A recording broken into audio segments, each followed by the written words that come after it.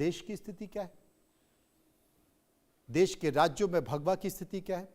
22 राज्यों में, देश के नक्शे को गौर से देखें तो 22 राज्यों में बीजेपी और एनडीए की सरकार है, इस पर भी नजर डाल दीजिए। और कल सभी पूरे 22 राज्य में जम्मू कश्मीर अगर आप देखें, अगर जम्मू कश्मीर में देखें यहां पर भगवा कर दिया, लेकिन यहां पर दूसरी पार्टी की सरकार है। पंजाब में भी दूसरी, लेकिन हरियाणा के बाद राजस्थान के बाद दिल्ली, उत्तर प्रदेश, गुजरात, मध्य प्रदेश, महाराष्ट्र, उड़ीसा, बिहार के साथ उत्तराखंड के साथ साथ मेघालय, नॉर्थ ईस्ट तो आप देख ही सकते हैं पूरा। इसके बाद अगर चले जाइए कि आंध्र प्रदेश में गठबंधन की सरकार, पुडुचेरी उनके पास, और इसके साथ साथ पश्चिम बंगाल भी और त्रिपुरा भी भारतीय जनता पार्टी के पास। यानी कि देश के 22 राज्यों में बीजेपी की सरकार, मेघालय, असम, नागालैंड, मणिपुर, नॉर्थ ईस्ट भी करीब करीब पूरा।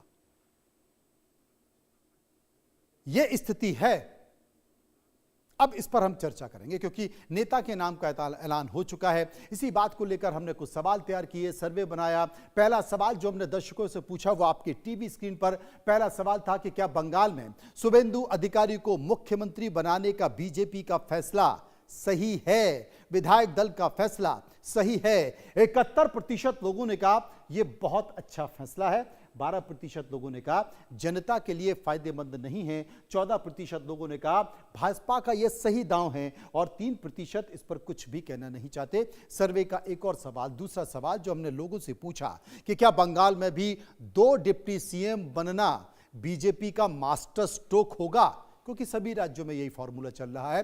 तो 37% लोगों ने कहा बिल्कुल सही होगा, 31% लोगों ने कहा सिर्फ संतुलन की राजनीति है इसलिए ऐसा किया जाता है, 28% लोगों ने कहा ऐसा नहीं होना चाहिए, और 4% कुछ नहीं कहना चाहते थे। सर्वे का तीसरा सवाल, क्या शुभेंदु अधिकारी बंगाल में ममता बनर्जी की लोकप्रियता को पीछे छोड़ देंगे, बड़े नेता बनकर आएंगे, जिसका जिक्र अक्सर किया जाता है। 61% ने कहा बिल्कुल सही है, 12% ने कहा ममता अब भी ज्यादा लोकप्रिय हैं, 18% कह रहे थे कि कड़ी टक्कर देंगे ममता बनर्जी को, और 9% कह रहे थे कि भाई हम इस पर कुछ कह नहीं सकते।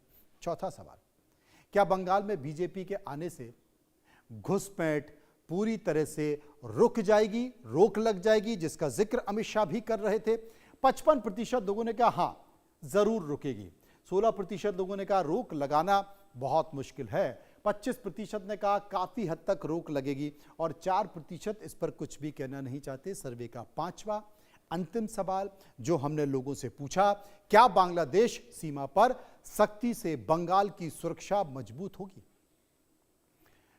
बांग्लादेश सीमा पर सख्ती से बंगाल की, पश्चिम बंगाल की सुरक्षा मजबूत होगी, जिसके बारे में भी कहा जाता है कि बहुत ज्यादा नहीं है, बड़े पैमाने पर तस्करी होती है, घुसपैठ होती है। तो 66% लोगों ने कहा पूरी तरह से सख्ती हो जाएगी सीमाओं पर, अब घुसपैठ नहीं होगा, तस्करी नहीं होगी, गौ तस्करी नहीं होगी। 18% ने कहा कोई खास फर्क पड़ेगा नहीं, और 10% कह रहे थे कुछ हद तक, 6% कह रहे थे हम इस पर कुछ भी कहना नहीं चाहते। चर्चा करते हैं, समझने की कोशिश करते हैं।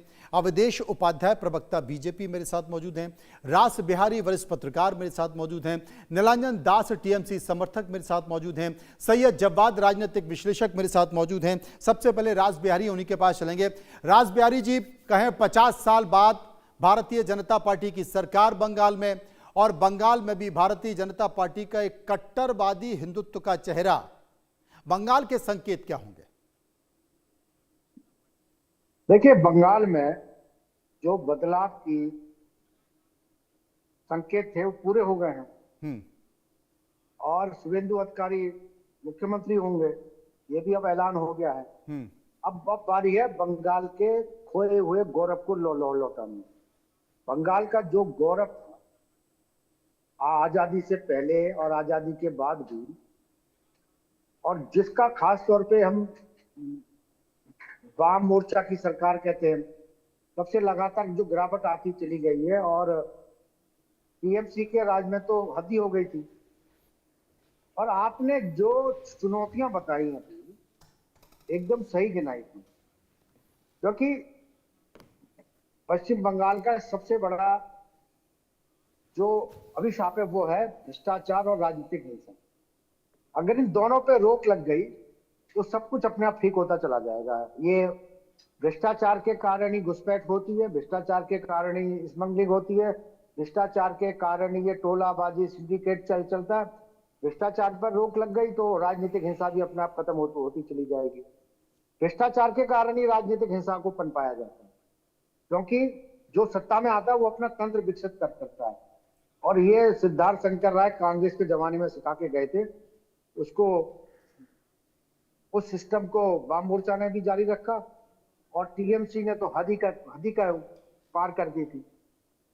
तो इस मामले में बंगाल में ये बदलाव का एक दौर शुरू हो गया है और आम बंगाली भी चाहता है, देश भी चाहता है, क्योंकि पश्चिम बंगाल मुझे लगता है भारत के हर नागरिक के उसमें रहता है कि अगर हम गंगोत्री से गंगा सागर की बात करते हैं तो हर हिंदुस्तानी के मन में, हर हिंदू के मन में गंगा सागर जाने की इच्छा रहती है। मुझे लगता है वो इच्छा अब ज्यादा पूरी होगी। लोग अब बड़ी आसानी से, जो कहानियां सुनते थे कि बंगाल में जाना बड़ा खतरनाक है, वहां बड़ी राजनीतिक हिंसा है, बड़ी लूटपाट, वो सब सही था। मैंने भी बंगाल को बहुत नहीं, लेकिन राजबिहारी जी, एक सवाल यहाँ पर मैं आपको रोकना चाहता हूँ, एक सवाल मैं आपसे पूछना चाहता हूँ। आपको नहीं लगता कि शुभेंदु अधिकारी, जिनमें आप गोरखपुर मॉडल की बात कर रहे थे, वो गोरखपुर मॉडल को भी पीछे छोड़ गए हैं? वो तो गाजा तक आ गए कि जैसे गाजा में हुआ वैसे बंगाल में भी ऐसा ही करना पड़ेगा। वो तो गोरखपुर मॉडल को बहुत पीछे छोड़ चुके हैं। देखिए, मुझे एक वाकया याद आ रहा है कि पिछले विधानसभा चुनाव के दौरान में बंगाल में था, तो कहीं करण दिघी, सागर द्वीप, काकद्वीप के आसपास में घूम रहा था, तो कुछ बीजेपी लोगों से मिला। उस समय ये बड़ी चर्चा थी, ये जनवरी महीने की बात है, जनवरी 2021 की। उस समय ये चर्चा थी कि भाई शुभेंदु अधिकारी को लाने से बीजेपी को क्या फायदा होगा, मुकुल राय पहले आ गए हैं। तो बीजेपी के जो कार्यकर्ता थे, उनका ये जवाब था, मुकुल राय नेताओं को लेके आया है, लेकिन शुभेंदु अधिकारी भीड़ लेके आया। ये ठीक है, जो आतंक भय का चुनाव हुआ उसमें बीजेपी 77 सीट पे जम गई, लोगों ने उसको कहा बीजेपी हार गई। बीजेपी तो 377 पहुंची थी, लेकिन जैसा होता है मीडिया का, एक बार भी बीजेपी के खिलाफ लिखता रहा कि बीजेपी हार गई, बीजेपी हार गई। ये बहुत ज्यादातर लोगों ने इस पर ध्यान नहीं दिया कि जो बीजेपी 377 पहुंच गई और सीपीएम जो 34 साल राज करती वो खत्म हो गई, कांग्रेस का कोई कैंडिडेट नहीं जीता, उस पर लोगों ने ज्यादा ध्यान नहीं दिया। केवल बीजेपी चुनाव नहीं जीत पाई, ममता नहीं हार पाई। तो लेकिन यह कि देखिए, शुभेंदु अधिकारी ने बीजेपी में आने के बाद और खासतौर पे नेता प्रतिपक्ष बनने के बाद में जिस तरह से काम किया है, लोगों को जोड़ा है, उनका नेटवर्क पहले भी था। टीएमसी में रहते उनका नेटवर्क बड़ा नेटवर्क था, वो उन्होंने अब बीजेपी में भी विकसित किया।